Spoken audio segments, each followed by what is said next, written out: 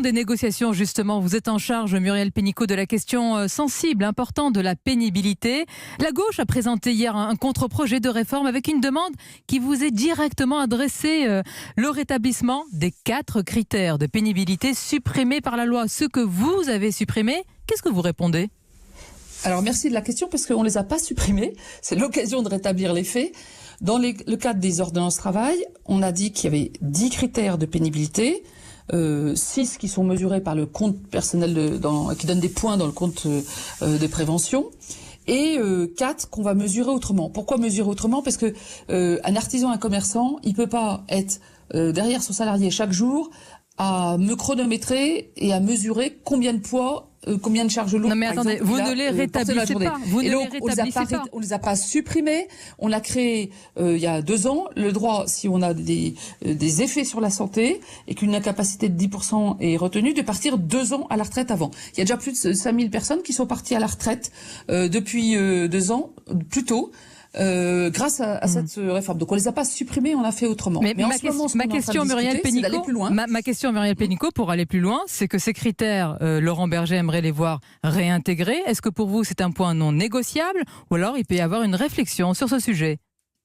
Alors, moi, je ne crois pas aux droits formels qui ne sont pas applicables. Ça intéresse personne d'avoir un droit qui est super théorique, qui ne marche pas dans votre vraie vie. Et donc, quelque chose qu'on ne savait pas mesurer, ça ne sert à rien. On l'écrit dans la loi, mais personne ne partira plus. Ça n'aidera personne. Par contre, ce qu'on est en train de discuter avec les organisations syndicales et patronales, c'est comment on va plus loin sur ces sujets de pénibilité, notamment là où on n'est pas bon en France, c'est la prévention. Donc, je crois que personne n'a envie d'arriver abîmé, voire cassé à la retraite.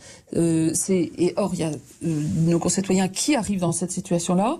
Donc, il faut faire beaucoup plus de prévention. On est en train de négocier aussi le fait de pouvoir se reconvertir, parce qu'il y a des métiers qu'on peut faire 15-20 ans, mais travailler la nuit toute la vie, eh bien, on sait que ça abîme la santé. C'est pas évident d'être couvreur, monter sur les toits à 62 ans. C'est pas évident non plus d'être carreleur, déménageur. Donc, il faut pouvoir plus de prévention, plus de reconversion. Et aussi, on est en train de regarder sur les métiers pénibles, comment on peut améliorer. Justement, par exemple, diminuer le nombre d'heures qu'il faut avoir sur ces métiers. Muriel Pénicaud, est-ce que la question de la pénibilité est la même dans le public et dans le privé ? Alors c'est justement un des sujets aujourd'hui, c'est que par exemple, et ça c'est Agnès Buzyn qui s'occupe de ce volet-là, une aide-soignante dans le secteur public ou le secteur privé, elle n'a pas du tout le même système de retraite. La pénibilité n'est pas reconnue aujourd'hui dans le secteur public en tant que tel. Il n'y a pas le C2P, le compte de pointe, ça on veut le généraliser. Dans le secteur public, le travail de nuit, un veilleur de nuit, c'est pas pris en compte, alors que c'est pris en compte dans le secteur privé. De façon générale, je dirais, la pénibilité est mieux prise en compte dans le secteur privé, même si, à cette occasion-là, on veut l'améliorer. Et donc, oui, c'est plus juste si on a les mêmes règles dans le secteur privé et le secteur public, qu'on soit dans si c'est pour le même métier. Clairement, ça veut dire que vous allez autoriser encore plus de fonctionnaires à partir encore plus tôt à la retraite, alors que l'âge de départ chez eux est déjà beaucoup plus faible que dans le privé ? Non, mais ça veut dire que les systèmes de prévention, de reconversion, de compte de points doivent être pris en compte.